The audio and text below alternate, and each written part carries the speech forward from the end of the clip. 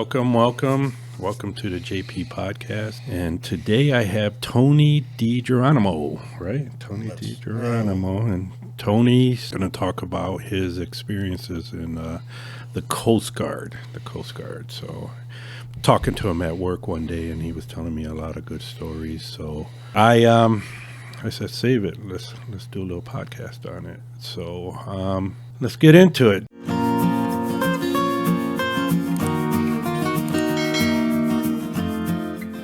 Tony, why the Coast Guard? What made you want to do that? And what time? I mean, what are we looking at as far as your age? Well, it's a funny thing. The Coast Guard actually was not my first choice. Uh-huh. You hit an age. I got out of high school. Wasn't interested in college. Wasn't my thing. So I thought. Went to work for a while in a factory.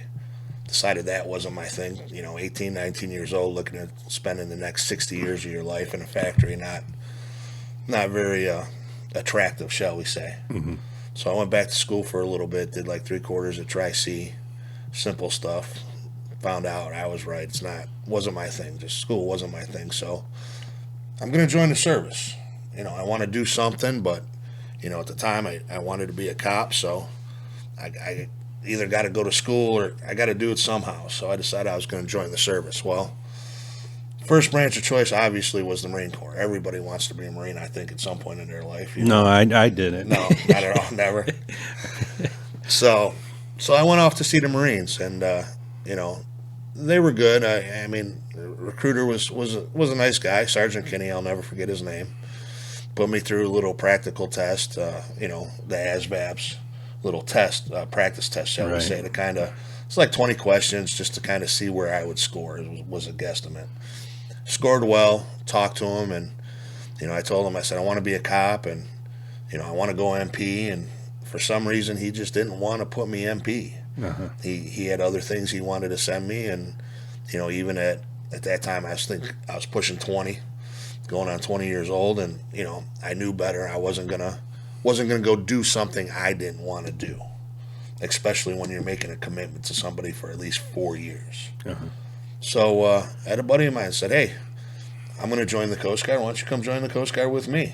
And it was funny because I spent most of my life on Lake Erie growing up as a kid, helping my dad as a charter boat fisherman and other things like that, but I had never thought about the Coast Guard. Why? What city were you living in? Well, I lived in Maple Heights, but we would go up for the summers to like Port Clinton Island, Marblehead Island area, Uh-huh. and do the fishing thing back and forth. My dad would travel back and forth quite a bit, and we'd stay for a while. Sometimes I would stay when he would come back and go to his regular job, and I'd stay and run for other guys.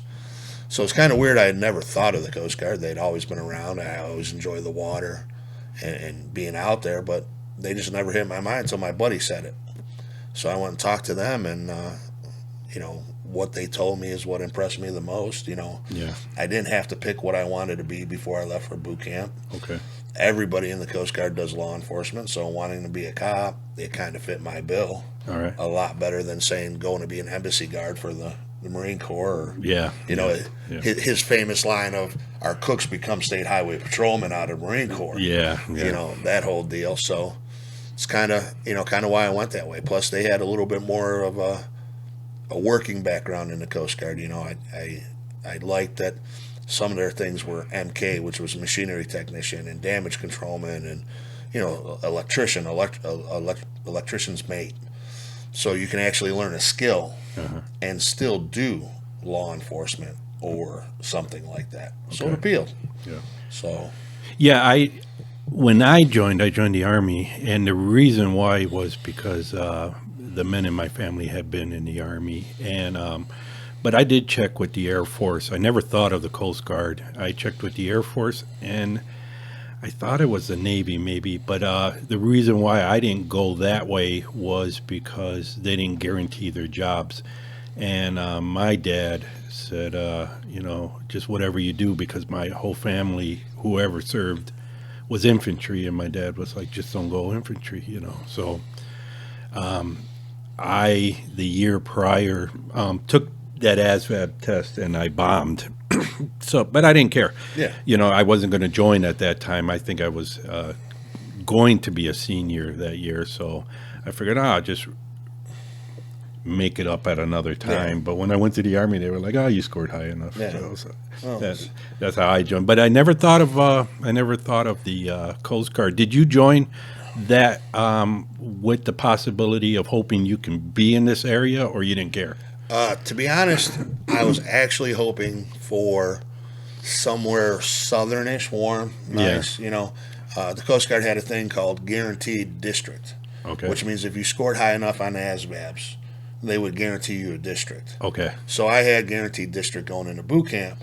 What they told us in boot camp was, it's great if you have guaranteed district, but that's the only pick you could put on what we called our dream sheet coming out of boot camp. Yeah. So, there's 10 lines, and because I have guaranteed district, all I could put is a district. Right. Because the U.S. is broken up into different districts, like the Great Lakes is the ninth district. So they said if you resign your guaranteed district, you can pick actual stations. All right. You could put 10 different stations. So I resigned my guaranteed district and put 10 station. 9 of them were either in North Carolina, South Carolina, or Florida. The last one I put was somewhere on Lake Erie because I was familiar with it. I grew up in the West End, like I said, running charter boats and Right. everything else. And of course, I got coming out of boot camp, Coast Guard cutter, Bristol Bay out of Detroit, Michigan, which was an icebreaker and buoy tender. So, Wow. I was planning on getting married when I went to boot camp. I was engaged. Like I said, I was 20. So me and my current wife at the time, fiance, were, really betting on going to North or South Carolina, somewhere beautiful. And then I get orders to Coast Guard cutter Bristol Bay out of Detroit, Michigan. And it always works that way. I want this one, but you end up getting that one, and and do everything like that. Now, where was boot camp or basic training? They're in Cape May, New Jersey, which is actually a very beautiful area. Really? It's a very nice area, beautiful town. It's a boardwalk, beachy, East Coast town. Okay. And then you got the training center, Cape May, right in the middle of it. And how long was that? That's 9 weeks for the Coast Guard. Okay. So 9 week. And I guess it's your regular, just basic. They show you the basics of everything. Yeah, it's very academic. At least at the time, I'm sure it's probably got more academic as time has went on. It's not the World War I and II where they're taking anybody and everybody and running you and toughing you up. So there's a lot of academics in it. They are trying to make sure you're mentally able to handle it because a lot of the things you're going to do once you get out of the Coast Guard, and most services is mentally stressful. Yeah, it is a mental. It's a mental thing. It is not so much physical, and I didn't prepare well for that. I didn't actually. It's not that I didn't prepare. I didn't even think about it. So when I got into basic, I was just like, "What the hell is going on?" I don't think anybody does. Anybody really prepares for it. It's such a short period of time. You don't realize they're breaking you down and they're molding you back so you're a soldier pretty much. Right. And yeah, it got me. Yeah, and you see the videos, you see the movies where you pull it in the bus and the drill instructor runs on the bus and starts screaming, and you kind of laugh at it. Yeah. Till you're there. Right. Right. And it's a whole new world. Yep. It's a whole shock. No matter how much you thought about it, what you've done, anything like that, it's a shock that night. And especially us, typical military fashion, I guess you could say. So I'm leaving Cleveland. There was I think 4 or 5 of us. I forget whether it's 4 or 5 of us actually went to the Coast Guard from Cleveland, from the Cleveland area here, and we're at MEPS with the other 100 and some people that are leaving that day for other branches. Yeah. So they tell us kind of late when the 5 of us are leaving. So we have to go from the MEPS building to Tower City, Right. jump the rapid Yep. to the airport. We're running behind. We might miss our flight. And then they fly us from Cleveland to Detroit for like a 3-hour layover. Jeez. Detroit to Philadelphia to get on a bus to be bused to New Jersey. Wow. So literally by the time everybody gets there, and we leave on the bus, we're literally, it's one of those, you're pulling in 1 in the morning. Yeah. And you've been Yep. traveling, you've been up since Yep. 5 in the morning doing, your MEPS test, your physical test, your Right. physical blood work, whatever. So you've been up a long time. Right. And here you come pulling 1 o'clock in the morning in the K-May, New Jersey, and you got guys running on the bus screaming and hollering at you. Yeah. That's exactly what happened to us. I think they do it that way because it all helps. It helps with that scare factor or shock factor, whatever you want to call it, when those guys run on the bus. It's let's see how long we keep these guys awake and how much stress we can put them through. Right. And then we're going to yell at them. Yeah. It's at the time it was crazy, but looking back, I was like, mentally I could do it now. Yeah. Physically I couldn't, but mentally because you did it mentally then. Yeah, I don't know how I did it, and to be honest, I was just in a big daze and tired. Being tired helped, you know what I mean? Being tired all the time, so my mind was just buzzing. Not a lot of sleep in boot camp. Even I though remember it seems that you're going to. There's really not. But funny story you're asking about. What you do at boot camp. So we come in late at night. They scream and holler at us. We do the whole room thing. Where you're giving stuff up and it puts you in the sweats and all that. You don't have uniforms yet. Go to sleep. Well, first morning they wake us up. And first thing we have to do is a swim test. Right. We're the Coast Guard. We're going to be on boats. Right. If you're going to be on a boat, you better be able to swim. Yeah. Sounds like everybody should know this going in. Yeah. Kind of not what happens, because here we are. It's like 6, probably like 7 o'clock because you got chow and everything. We're in line, the whole company, climbing up to the top of the swim boards to jump in and do the swim test thing. Mm-hmm. And I got this guy in front of me, and I forget his name, but he's from Mississippi. I'll never forget where he's from. Uh-huh. And he's a couple rungs up the ladder, and I'm behind him, and he turns around and he says, "Hey," he says, "I might be in trouble here." I said, "How are you going to get in trouble during a swim test? What are you talking about?" He says, "I can't swim." I said, "What the hell you mean you can't swim? You just joined the Coast Guard." He goes, "Nobody told me I didn't know how to swim. It's kind of a given, man. You're going to be on boats." Right. "Well, nobody told me we had boats." What do you mean? What's going on here that you missed the poster with the boats and stuff? I mean, we had airplanes and helicopters too, but primarily it's boats. Right. It's the Coast Guard. It's boats. Uh-huh. So I said, "Well, do the best you can, man." I said, "They got guys in the pool to save you if you struggle." I said, "Just do the best you can." Well, this poor guy, we get up to the top and it's his turn, and he gets to the edge and he does this cover thing like they tell us to, and go to jump, he jumps in the water, and this poor bastard just sunk. Wow. He didn't flap an arm, he didn't flap a leg, he didn't try nothing. He just sunk to the bottom of the pool, and they kind of watched him for 2 or 3 minutes until, if you've ever seen a movie where they talk about somebody drowning or playing around drowning, until you see that big burst of bubbles when they release all their air. Mm-hmm. Well, they let him sit at the bottom of the pool till they saw that, and then Yeah. they had to go down and get him.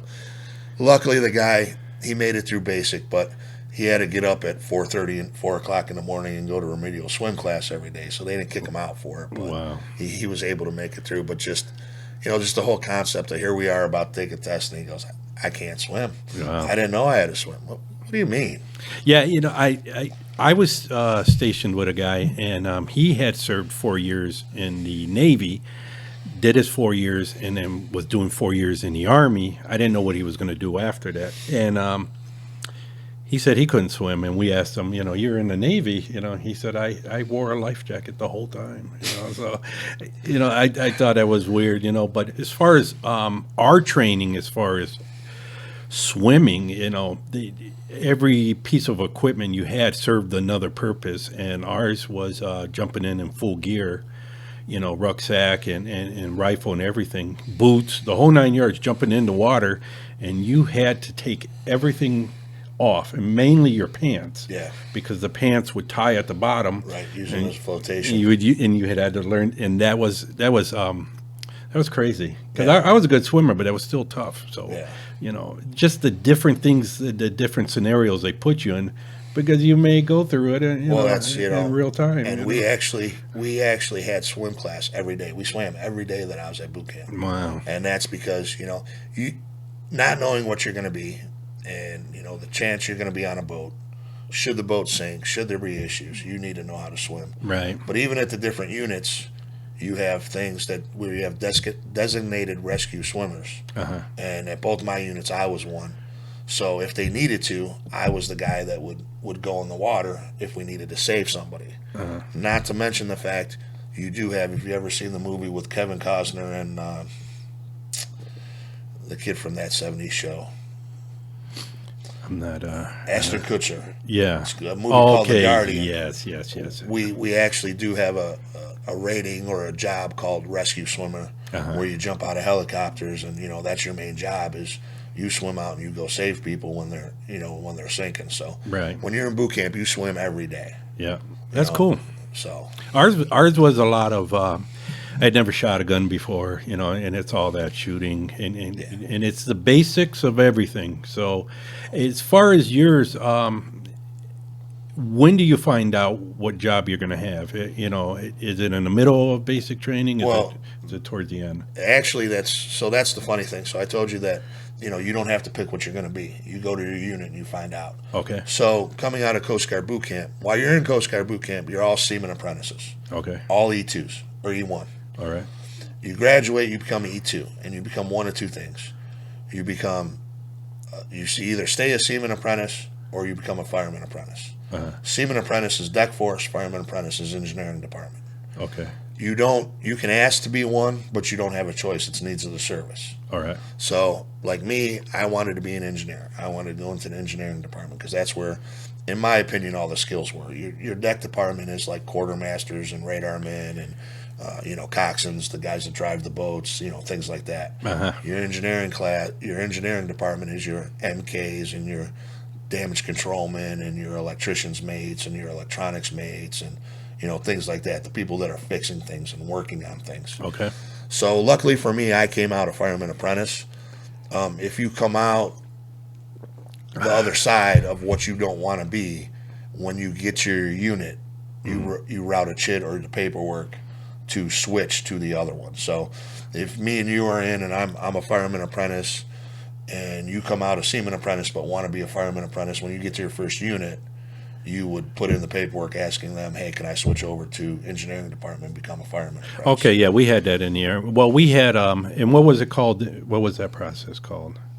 We just called it routing a chit. Yeah, ours was a stateside swap. So if and I actually did it. So, but this ain't about me. But you could switch units as long as you had the same time together, same time left, and you had the same job. You could swap with each other, and I wanted to be at this base, but this guy wanted to be at that base. Where I was at. So Well, this wasn't bases. This was actual ratings. okay. Yeah. So like I said, luckily I came out a fireman apprentice, so I went right into the engineering department of my first unit. Some guys come out a seaman apprentice and they want to be in engineering, so now they have to ask. We actually had a guy do that. He at my first unit, he came out. He was there before me, and he wanted to be in engineering, and they had put him into deck department. Well, he had to wait till there was an open spot till he could switch the department. Okay. And then fill that billet, as we called it. All right. Each person's spot was called a billet. So he had to wait a while till he could switch over to the engineering department. All right. That's cool. So from basic, and then you go to your unit, or did you go to, and it like we called it AIT, which is an advanced individual training for the job that we're in? Where did you do?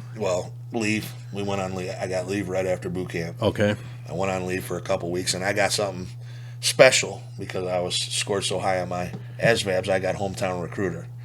So which means what? I got to work hometown as a recruiter Wow. for a certain amount of time. It was supposed to be 4 weeks, but my unit needed me. I graduated in October, and they would only give me a week as a hometown recruiter. Okay. Because like I said, going to Bristol is an icebreaker, but when I was in, there was 9 tugs like the Bristol Bay. Okay, they call them WTGBs. Okay. And there was 9 of them. Of those 9 of them in the Coast Guard, 2 of them pushed a barge. Okay. the Bristol being one of them, and the barge was for aids to navigation buoys. Okay. So when I graduated boot camp, they were in the middle of a buoy season. All right. So they said, we'll give you your hometown recruiter, but we're only going to give you a week of the 4 because we need you here. Okay. So I came home for a couple of weeks. I got married. I did my 1 week hometown recruiter, and then you go to your unit. So how was that like?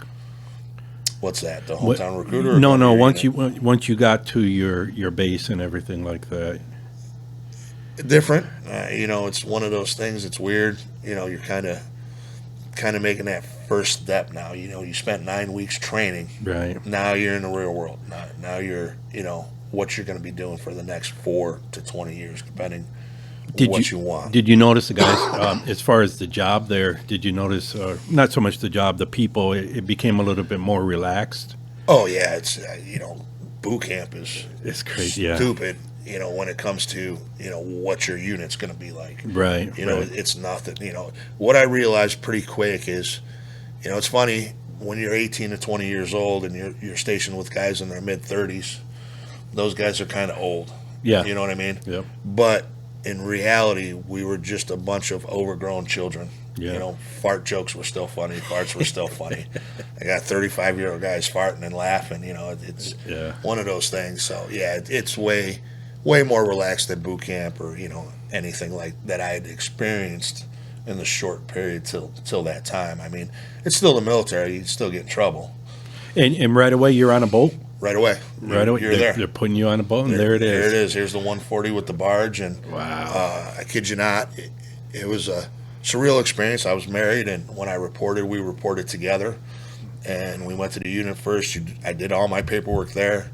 They gave me the paperwork to go get my apartment at an air base just outside of Detroit, Michigan, called Selfridge Air National Guard Base.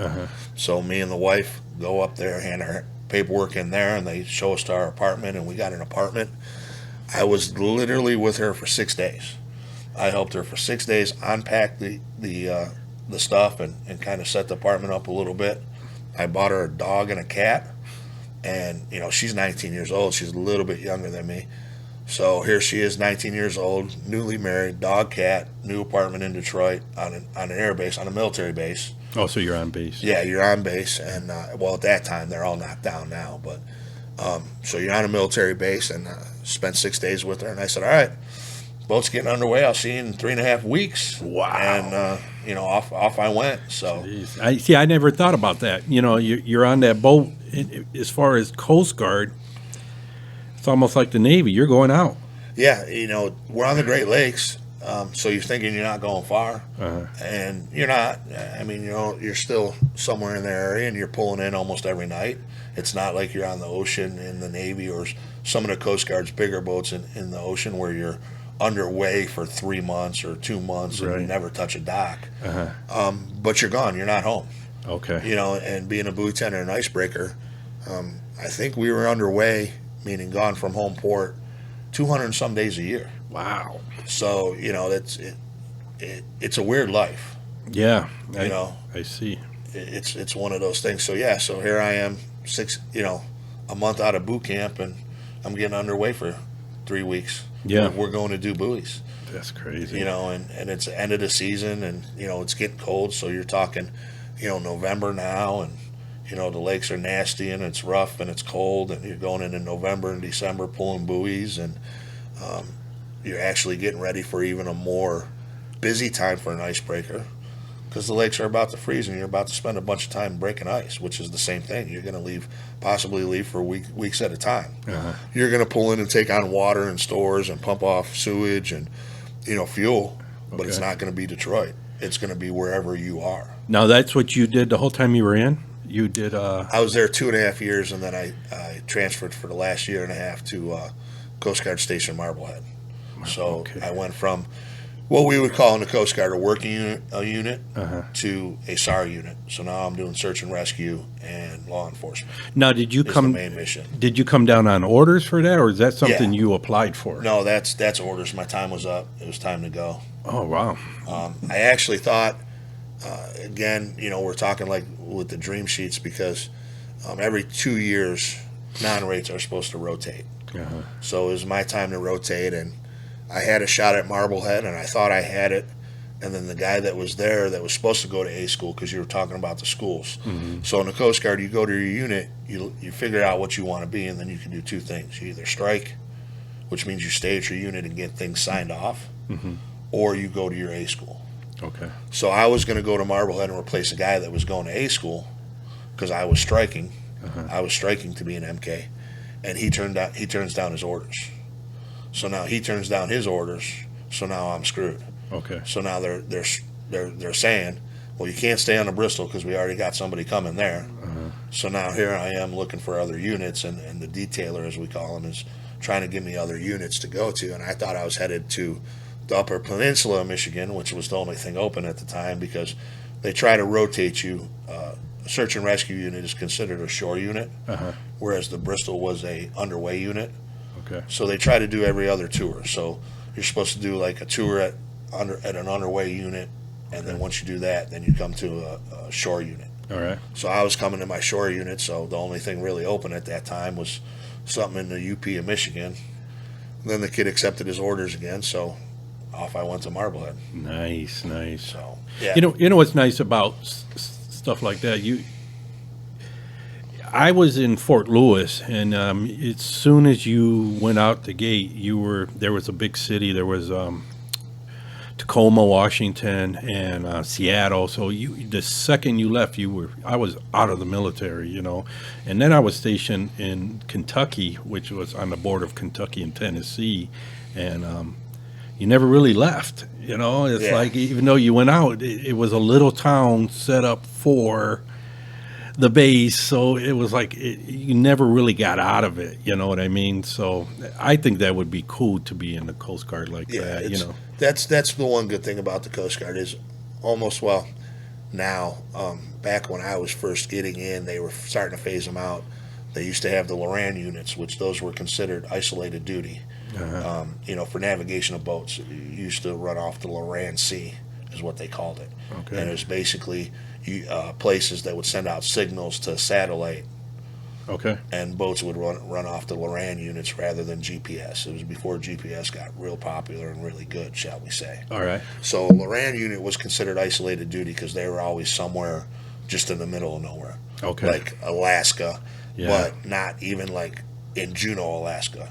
Like 100 miles outside of Juneau in the middle of the tundra. Wow. You know, one of those deals. And you would hear or meet guys that had been out there to one of those places? Yeah. One of my MKs on the Bristol, his first unit was a Loran unit up in Alaska, and he said it was pretty much horrible. Yeah, we had pretty much the same things in the Army, and I would hear from guys and guarding a nuke site in the middle of nowhere, and, you know, for a year, or, you know, and they hated it. But you know, the Coast Guard, you would think it's solely for the USA, but it's not. I once had a job where I was transporting veterans, and I see this old guy with a hat, and it said World War II veteran Coast Guard, and I was like, you know, I didn't know, and I was like, wait, how did you qualify or something? He said he joined the Coast Guard thinking the same thing. Yeah. Hey, he's going to be safe here in the States, and they ended up sending him to Japan. Yes. So he said, well, the war's going on. He's out there guarding the, you know, Japanese coast, you know, and it's crazy. A lot of people don't know it. During the time of war, the Coast Guard falls under the Navy command. So they would go under Navy command, and we do have, majority of our units are places like, you know, Lake Erie and the 5 Great Lakes and small boat stations on the coast and things like that. But we do have some, you know, relatively large boats. You know, not a lot of them are large compared to what the Navy has, but 378s and, you know, things like that do go out in the ocean, and they will have the Coast Guard go and help, you know, whether it be convoys. We have other things called port security units, which means like when you go into a foreign country and you take over a port, they would take control of the port and they would run the port. Yeah. We have boarding teams. Anytime you hear about, you know, embargoes, Yep. like we used to do with Cuba a lot, and we'd embargo Cuba. That's actually a Coast Guard-led boarding team. Wow. Because it's actually in the United States Constitution, and when I was in, the Coast Guard was under Department of Transportation. Now they're under Department of Homeland Security. But the reason that they're not DOD is because any boarding of a foreign vessel in any waters is considered an act of war. Wow. So that's why they took the Coast Guard and put them in another place, because they said, by our laws, if the Coast Guard's in the transportation or if they're in Homeland Security, this is an act of war when we board you. Yeah. And that's what they do, is we call them leadette teams. They put the leadette teams on the Navy boats that were running the embargoes, and they would lead the boardings of these vessels we were stopping to make sure, when they went into Cuba or, wherever, that they weren't taking restricted stuff in. Wow. So, yeah, they do a lot. And in fact, that same guy that I was telling you about in Alaska, he was actually on a buoy tender out of Texas. It was called the Paw Paw. It should be retired now. It was in the 180-foot class buoy tenders. They actually laid buoys when we went into, I want to say, somewhere over in the Middle East. They were the first American vessel to enter the port, because they actually were plotting and GPSing and checking the depths and laying a shipping channel for all the bigger boats that were going to follow. Yeah, you don't think about that. Like when we were in, they were making MPs, because I was an MP, and they were trying to give us a double job, and they were making us combat MPs, I was like, we're nothing like, combat. I mean, we did the police duties, Right. On base and in the field, but combat MPs, and then we were always stationed across or close to, like when I was in Korea, the North Korean unit that was across from us was the North Korean Special Forces, and here we are, MPs with 45s. That's. I think we were just a stumbling block for them, so that all we had to do was get a phone call off. You know what I mean? Yeah. Like to warn everybody else, hey, they're coming. And I didn't like that. You know what I mean? It's not a good feeling. If I wanted to be into that, I would have got into infantry and everything like that. But that's pretty cool stuff, and you get to see all that stuff. I know I did when I was in the service. There's a tank, and here comes a helicopter landing right there, and you get to see all that kind of stuff out there, right? Yeah, it's pretty cool. I got to, being on the Icebreaker for 2.5 years. When the lakes freeze, the air stations and the areas will do flyovers, and they're checking ice coverage. Okay. And usually, what would happen is one of our quartermasters would go with them. Well, every so often, our chief quartermaster would take somebody. So one time he asked me if I wanted to go. Wow. So I got to go up in one of the Dolphin helicopters and do an ice flyover. Oh, so which was cool. Yeah, so you're on a boat 1 minute, and the next minute you're flying around in a helicopter. Big orange helicopter flying over, looking at a frozen lake. That's awesome. It wasn't the coolest thing, but yet it was. Yeah. You know what I mean? So when you got to Port Clinton, and you said your job changed? Well, my job was the same. I was still an MK. I was still fixing engines every day. But the mission of the unit changed. All right. So, like I said, the mission of the Bristol was, buoys and ice breaking. Now I'm doing siren law enforcement, which means I'm doing search and rescue and boardings. Are you having a lot of, let's touch on this real quick. Are you having a lot of boardings? Are you dealing with people from Canada? You know what I mean? Well, here's the funny thing. So, we kind of touched on it earlier, is that, part of the reason I joined the Coast Guard was the law enforcement aspect. So we're enforcing all kinds of laws. I'm not just enforcing immigration. Right. I'm enforcing, are you drinking while you're driving your boat? Okay. It was a little hard on the Great Lakes because we're only able to enforce, because we're the Coast Guard and we're a federal entity. That's what I was going to ask. We're only able to enforce federal laws. Right. Which boating under the influence was one of the ones we enforced. Okay. So we didn't do a lot of fishery enforcement, which is on the coast, especially the West Coast with the salmon fishing, East Coast with some of the lobster and crab fishing. Those are federally regulated fisheries. Okay. So those are regulated by the Coast Guard. Coast Guard is actually out doing boardings, counting how many fish you're catching, things like that. For a time, and it put me in a hard spot because, like I said, growing up there, I knew a lot of the charter boat captains for a short period, we had a officer in charge of Marblehead that actually wanted us to go out and start enforcing fisheries. And as one of the guys that would have to do that, I told him, I said, what do you want us to enforce? You federally, what you catch on the Great Lakes, especially that area, walleye, perch, there's no federal limit. There's no federal laws. Right. You want us to go out and start checking their walleye and perch, that's a state issue. Right. Well, yeah, we're going to help the state out. So you're going to start a war you don't want to start with people. Right. You know, you're looking to bust people that you don't have technical jurisdiction over, and you're going to kind of use this gray line of, well, we're helping the state out. You're going to kind of hurt, a lot of what we're doing, because we're also doing safety checks. All right. When you're on a boat, you got to have certain things on the boat. There's state regulations and there's federal regulations. So, we're checking for life jackets and flares and, things like that. Now you want us to start counting fish that aren't under our jurisdiction. Yeah. And I know a lot of these guys. I know a lot of these captains. Yeah. So, but yeah, so the mission changed. So instead of just breaking ice and doing buoys, now all of a sudden I'm going out and I'm doing all kinds of boardings. We're doing what we call safety boardings, which is where we're checking for your life jackets and your flares. Are you finding stuff out there? Are you finding? Oh yeah, well yeah. Unfortunately, especially that area, that's a fun time area. So you get your fair share of people that are intoxicated driving boats and things like that. And you always have little accidents when it comes to your safety gear. Maybe you didn't notice, at the start of the year, your flares would go bad in the middle of the season, and all of a sudden I do a boarding and your flares are out of date. Okay. Little things like that. All right.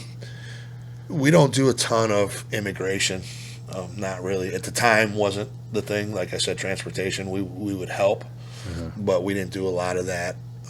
One of the things we did help out quite a bit with was the state and their enforcement of netting policies. As in the state of Ohio, you cannot gill net fish. Okay. But in Canada, you can. All right. So you have that border. So shall we say, every so often a net accidentally ends up over the border into Ohio waters. That's a gill net. Okay. Sometimes they're planted there purposely. Sometimes it's accidental. So a lot of times we take the state guys out to go look for gill nets and things like that. And there is a borderline across that lake, right? So you Yeah, guys, you can't see it when you're on the lake. I'm It's not pretty like sure. a toll road and some signs and shit floating around out there. But got some markers out there, Yeah. but I know it, because of the coordinates and everything like that. But do you patrol that line? yes and no. I mean, you're never saying, "Hey, I'm going to go drive the border and see what's going on." Well, you don't have the problems there that you would have, just say, in the southern side. No, You know what I mean? well, no, you don't, but you do. Okay. It's a very easy place to cross. Yeah. Whether it be Lake Erie, Detroit River, whatever. Go look at them. It wouldn't be hard to get a boat full of people and just drive across it Right. and pick somewhere to land. Yeah. Now, in the southern states, Florida especially, Yeah. you have a lot of issues with Cubans and Haitians and Yeah. things like that coming, and it's more of a foresaid problem down there, shall we say? Yeah. Stated problem down there. So the Coast Guard does spend a lot of time just going out and driving around and looking for Cubans or Haitians to be floating around on Yeah. whatever they find, because let's be honest, that's what they'll do to get here. Yeah. Yeah. And I do know for a fact the policy is to stop them before they step foot on American grounds. Yeah. Because once they step foot, they have to be allowed to go through the process of Okay. applying for whether it be citizenship or what do they call it? I forget. I know what you're talking about. But- Amnesty or something like yeah. that when they're for Right. political reasons. Right. So Yeah. once they set foot on ground, you have to let them go through the process. Uh-huh. If you stop them on the boat and put them on a Coast Guard boat, you can take them right back to where they came from and drop them off. Yeah. And that's the U.S. still maintains. I think they're closing it now. I don't know if it's open or not right now, but for the longest time you had Guantanamo Bay. Yeah. So you would round them all up and they would take them back to Guantanamo Bay and drop them off there and then, let them back into the country from there. Yeah. Now, you had mentioned search and rescue, I wanted to get a little bit into that part of it. How was that? Search and rescue. Search and rescue is one of those things that when you're saving somebody, it feels great. Yeah. When you're not saving them, it's a rough go. Yeah. It's when you're doing search and rescue, or you're at a search and rescue unit, it's almost like being a cop or a fireman, where you're going any time of the day or night, at that time, any weather.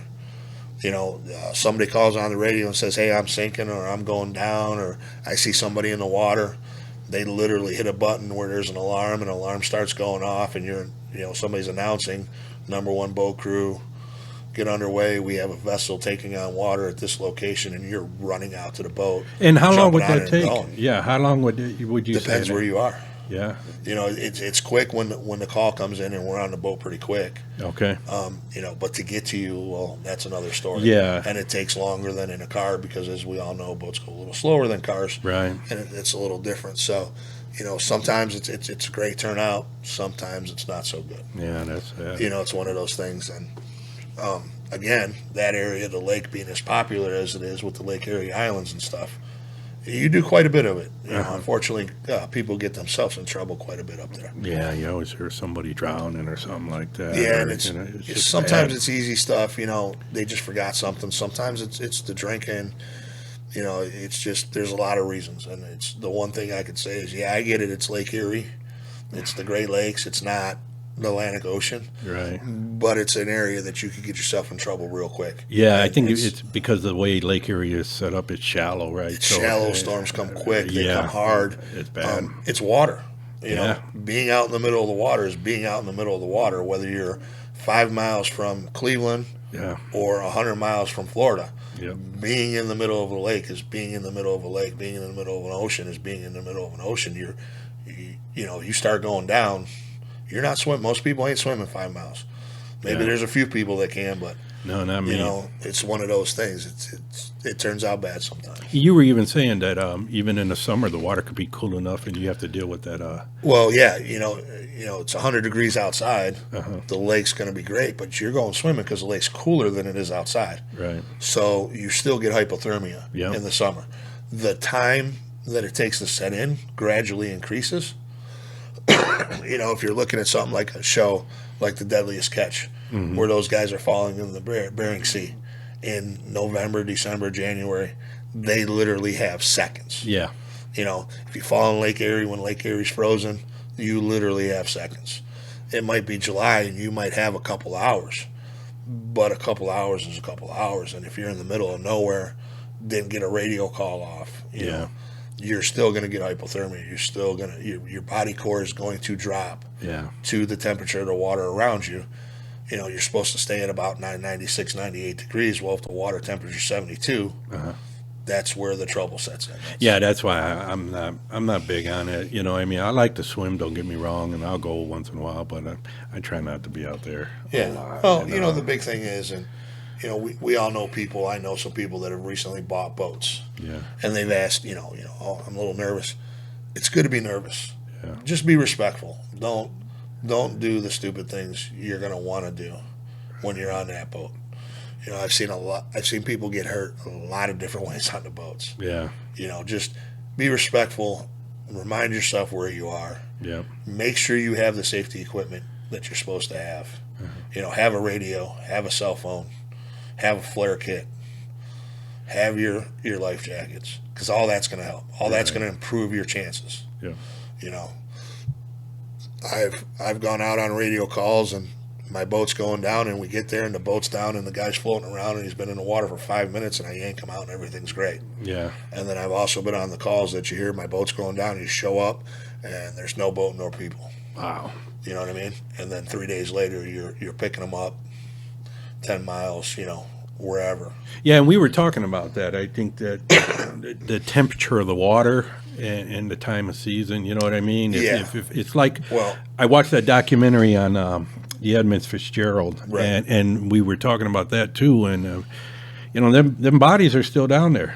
yeah, and they'll never come up. No, You naturally sink. You naturally don't float. right? So, as gruesome as it sounds, The only reason we find you floating is because your body bloated due to the gases inside it. Right. For that to happen, the water has to be a certain temperature. Yep. So a deep lake, like Lake Superior, you're not going to warm up. That's why they've always said Superior doesn't give up her dead. Yep. That's always been the saying. It always will be the saying. You know, a lake like Lake Erie, if you go in November or December, you're not going to come up till April or May when that temperature starts to warm. Yeah. You know, so it all depends on where you are, when you went in. You know, one of the body recoveries we did, and this was even before I got to search and rescue. This was when I was on the Bristol. We were coming back just on the tug. We had dropped our barge off at a shipyard in Wisconsin, and we're coming back with just the tug coming down the St. Clair River. We were following a freighter. This was like June, and a body popped up. And here was a trucker that sometime in May on a warm day had went for a swim, and the last thing he told his buddy, they were waiting on a paper load out of a paper mill out of Canada, and the last thing he told his buddy was, hey, I'm going to swim out and touch one of these freighters. Jeez. Well, the water was still cold in May, and he was never seen again, and so here he pops in June, you know, and he had been under for about a month, and it's not a pretty picture, you know. You come up in a day or so, it's not pretty, but it's better than when you've been under for a month or so. You know, it's true. Things nibble and things bite and things get bad when you stay underwater that long. So Yeah, that's and it's not like, I mean, it's all. It's not like the ocean where they have critters that are going to come and clean that all up. The lake doesn't really have that, does it? no, there's no sharks. Nothing's going to come eat you. Yeah, there's no. Things are going to nibble. They're going You to know what I nibble, mean? yeah, but they're not going to just. Yeah. And that's why I don't swim in the lake. You know, I try not. I mean, I'll swim at a beach or something like Yeah. that, but I don't want to deal with that. You know what I mean? I just don't want to deal with that. Yeah, It's just my luck, you know. It's funny you bring that up, though, because when I first got in the Coast Guard, I wanted to be the guy that jumped out of helicopters and come save you. It's called a rescue swimmer. We talked about it. About halfway through boot camp is when they start kind of telling you the job titles and what each job does and explains it a little deeper to you. So that way, when you get out, you have an idea.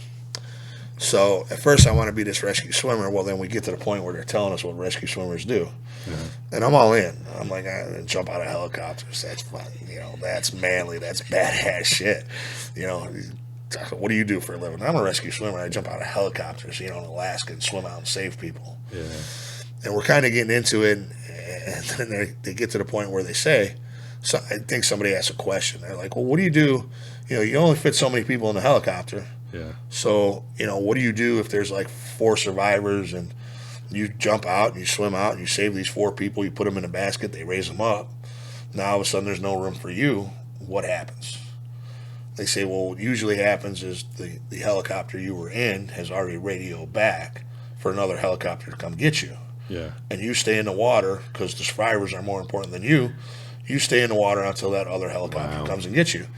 And you're like, oh, okay, I could deal with that. And then they bring up the fact that sometimes it might be a 2 or 3 hour wait, depending on how far that helicopter floated. I'm like, wait a minute. You want me to float around in the ocean in an orange suit with flashy lights in the middle of the night for like 3 hours? Yeah, no. It sounds like I'm shark bait to me. So Yeah, not doing I'm going to pick something that stays in a boat. Right. And that's kind of how I went to, you know, doing that. But it's it's a tough job. Those guys are really doing a lot when they're jumping out and doing that shit. It takes a special person to do something like that. That's why I didn't follow or continue on with the law enforcement, because once I got out, I was like, that's not for me. Yeah, I found out real quick. I did enjoy the SAR side of it, even though it has bad outcomes sometimes. It was really the law enforcement side of the Coast Guard that burned me out. Yeah. It made me not only not wanting to be a cop anymore, but it made me not really want to be in the Coast Guard anymore. Yeah. There was a period there towards the end that I was kind of starting to shy away from anything public other than with family and close friends because I dealt with the general public so much. Yeah. And I was just so tired of it. Yeah, it does get to you. Yeah. I was, it took me a minute once I got home to get, how do you say, acclimated to living again as far as that because of what I had been through and seen, and yeah, I wasn't going to be a cop. There was no way I was going to follow that. And I would find myself on a traffic stop on base, and everything like that. And I'm daydreaming. Yeah. And here I got this car pulled over, and it would show me your license and your military ID, and here I am daydreaming about what I'm going to be doing once I get out. And, the bad part for me was, so I was in from '94 to '98, and so I was at Marblehead from sometime in '96 to '98, and back then you had the state, you had ODOT or not ODOT, Division of Watercraft and Division of Wildlife. They had officers. Okay. But not a lot of the locals had Marine units. So especially Put-in Bay and Kelly's Island, they had cops up there, and they hired extra cops for the summer. But they always called the Coast Guard for backup. And Kelly's Island, we did all their prisoner transports and all their medical transports because they don't have a hospital. And because they don't have a jail, they can only hold you for 8 hours at Kelly's Island. Okay. And if they're going to charge you and hold you any longer, you have to come back to the mainland and go to Erie County Jail. So we did all prisoner transports, all medical transport off Kelly's. And then, Put-in Bay is constantly calling us for backup and help, especially when they have issues down by their docks and stuff. Mm-hmm. So I would say 90% of the law enforcement I did was dealing with people at their worst. Drunk, belligerent, nasty. Yep. They loved me when I came and pulled them out of the water, but hated me when I showed up any other time. Right. And it really turns you off to that side of the job. It does. I can't do that every day. Yeah. And that was the thing is dealing with people at that state. They're funny stories now, but they were kind of funny at the time, but it wears on you. No, it is. It does, and it is. It was just I didn't want to deal with it anymore. I just didn't want to do it. It was, to me, it was drama. Like, why can't anybody just chill out? I didn't want to do this anymore. But I give them lots of respect. I do give them cups. When I got out, I changed from wanting to be a cop to wanting to be a fireman. I didn't do that. That's another podcast why I never did that. We'll have you back on, that's for sure. But it made me change. Like I said, I like the SAR part of it, so that's why when I got out, I said I'm going to be a fireman. Yeah. Because then I don't have to deal with this. I might have to deal with some death and stuff, but I like saving people. That's a good feeling. That feeling I like. Yeah. Going out and dealing with the belligerent drunks and stuff, that's something I can definitely do without. Yeah, I had a couple people. They would just, at the beginning of shift, they're hyped, they're ready. Yeah. Let's go get some bad guys. There's people that love it. I'm like, man, I don't want to do that. You know what I mean? Just put me on a gate somewhere and let me with no traffic. And then I'll chill. There's other little problems with it too. Like we had a couple times where person threatening suicide. Yeah. We got to go, which is fine. The one was a little bit of a thought process in my head as I'm getting on the boat because, we're armed, we're wearing bulletproof vests. I have a 9mm on me. We had shotguns. Mm-hmm. We did have M16s, but we hardly ever took them out because of the range on them. Yeah. We weren't really supposed to be using them on the lake. So they sent us out on the suicide call, and basically what it was is we have a guy who's off his meds. His sister's calling. Yeah. Is off his meds. He's saying he wants to kill himself. And he hopes somebody comes because he would like to take an officer with him. Jeez. So, hey, go get on a boat and go find this guy. Yeah. And it's like, wait a minute. Really? He's seeing the devil off his meds, admittedly wants to take somebody with him. Now go find him and save him. Wait a minute here. I don't get this. That's all good stuff, Tony. But I get it. I dealt with all that, but this ain't about me, And I got much respect especially after meeting that World War II veteran, and he told me about what happened in Japan, and I didn't know. You know what I mean? I thought it was something local. So much respect for the Coast Guard and pretty much any other services. You Yeah, know, I I have much appreciate that. We respect. take a little bit of shit, but that's fine. Yeah. I'll take it. It's one of those things. I get a lot of that. I didn't know the Coast Guard was part of the military. We are, and the other branches bust our balls pretty good. The Yeah. Navy likes to call us shallow water sailors, and Oh wow. you get all that stuff, and that's fine. I'll take it. I'm not embarrassed or ashamed of my time. I did my time. I did my service. Yeah. I did the things we were supposed to do. I kept for 2.5 years. I kept economy running. I kept ore coming to steel mills and coal coming to power plants and things like that. And then for 2.5 years, I did go out and save people and put myself in some bad situations for other people. But I appreciate that. I appreciate it when somebody says they have a little bit of respect for us. You give up. You're essentially not you. You're not not yours. You don't belong to you. No. You belong to the government. I've always said the Coast Guard is that branch of the service that you don't respect us and you don't like us until you're on a boat and you're sinking. Yeah. Then we're the greatest thing in the world.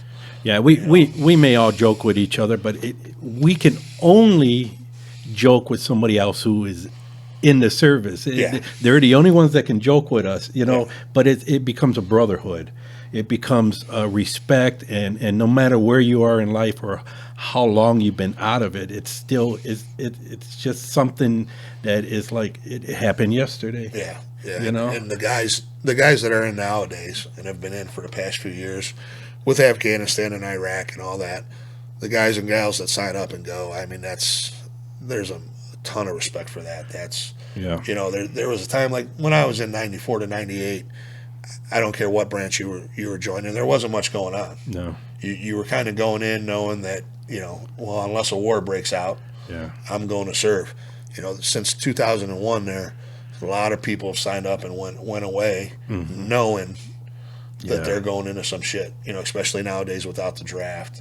Where the other wars, you had some guys that were drafted in that, and you had some guys that signed up. But, for the past 20 years, people have signed up willingly to go put their ass on the line. Yeah, a lot of the branches of service, that's another calling. You know what I mean? Yeah, it's good. But it's good to know, you have those veterans out here, you know what I mean, or people like that in this country that still care. And that's why I'll always stand for the flag. And I always salute it because it represents my time. And I gave up 4 years. Actually, it was an 8-year commitment. For active. That's what it was when I was still inactive. So I gave up 4 years of my life. That I'm not going to say it was jail. I come out with benefits because of it, but I gave my body over to this country. Yeah. And said, I signed away and said, I'm yours. And it's real. Yeah. And it's real because, quick funny, when I was on the Bristol, it was 94, 95, you remember the Tough Man contest that used to roll around? Yeah. Tough Man contest is coming to Detroit. A young kid, I'm in good shape. I'm going to enter the Tough Man contest, go see how tough I am. Right? So I'm in the process of getting ready to enter this contest. Got around on the boat. Command actually stopped me. They told me, they said, if you enter this contest, they said, technically, we can't physically stop you. They said, but if you enter this contest and you get hurt, they said, we will charge you. Yeah. You belong to us. You don't get to choose that you're going to go fight 10 guys. And I think it's called destruction of government property. It is. Yeah, because guys would get that if tattoos weren't big when I was in. If you got a tattoo and they knew about it and you had... You were supposed to route a chit for us. That's what it was. You would have to ask to go get a tattoo. Yes. Or hope your command would overlook it. Yes. And that was the thing. And it's crazy. We had guys get charged for dereliction of duty and destruction of government property because they got injured when they were drunk. Yeah. And they would throw on top of it an alcohol incident and, make it this big deal because if you got hurt and couldn't do your job, you were putting your unit at a disadvantage. Yeah. So they took it serious. Some commands did, some commands didn't. But you're their property for the next 4 or 8 years. Wow. you're their property. It's true. You've signed yourself away. That's good. That's good. Well, Tony, I'm going to wrap it up, and we'll see what kind of feedback we get from this. But there's still some more stories there with you. You know what I mean? Yeah. But I do want to say again is thank you for your service, and and I have much respect. For the Coast Guard, and much more respect for you because, I know you as Tony, the maintenance guy at work, but, everybody has a past, and it's good to know there's people like that, for what they've done for this country, and it's a big honor, you know what I mean? Yeah, I appreciate your service, and I appreciate you inviting me on. And, Oh, no, awesome. This came out a lot better than I was, hoping for.